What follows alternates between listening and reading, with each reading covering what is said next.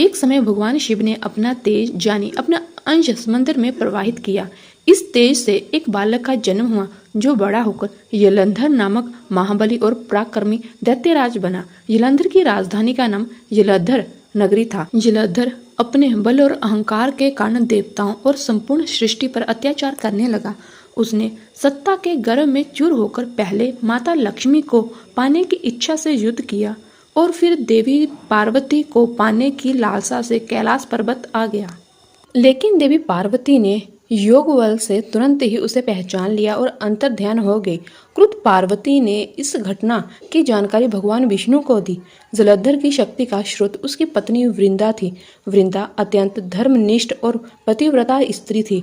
उसका सतीत्व इतना प्रबल था कि जलंधर ना तो युद्ध में मारा जा सकता था, ना ही पराजित हो सकता था। देवताओं और सृष्टि के लिए इसे मारना असंभव था। सृष्टि को जलंधर के आतंक से मुक्त कराने के लिए भगवान विष्णु ने एक मायावी ऋषि का रूप धारण किया और वृंदा के पास पहुंचे। वहां वृंदा के साथ 2 मायावी राक्षस भी थे जिन्हें ऋषि ने तुरंत ही भस्म कर दिया। वृंदा ने युद्ध में जलंधर के हाल पूछे। ऋषि ने अपनी माया से 2 वानरों का रूप दिखाया जिनके हाथों में जलंधर का सिर और धड़ था। वृंदा यह देखकर मूर्छित हो गई। होश में आने पर वृंदा ने ऋषि से अपने पति को जीवित करने की प्रार्थना की।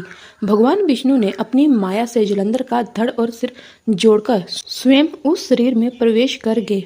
वृंदा ने भगवान विष्णु को जलंधर समझकर पतिव्रता के रूप में सेवा की, जिससे उसका सतीत्व भंग हो गया। सतीत्व भंग होते ही जलंधर की शक्ति क्षीण हो गई और देवताओं ने उसे मार डाला।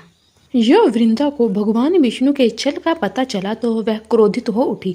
उसने दुखी होकर भगवान विष्णु को पत्थर बनने का श्राप दे दिया और स्वयं आत्मदाह कर लिया।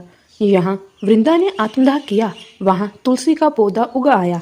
भगवान विष्णु ने शालिग्राम का रूप धारण किया और वृंदा को वरदान दिया कि वह अब तुलसी के रूप में सदा उनके साथ रहेगी। भगवान विष्णु ने कहा, हे वृंदा, तुम्हारा सतीत्व मुझे माता लक्ष्मी से भी अति प्रिय है।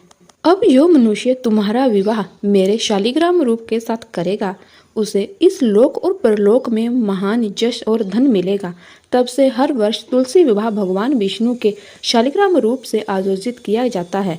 इसे करने से घर में सुख, समृद्धि, स्वास्थ्य और धार्मिक पुण्य की प्राप्ति होती है। भगवान विष्णु आपका व्रत सफल करे, आपकी सब मनोकामना पूर्ण करे। वीडियो अच्छी लगी तो और वीडियो के लिए लाइक सब्सक्राइब करें।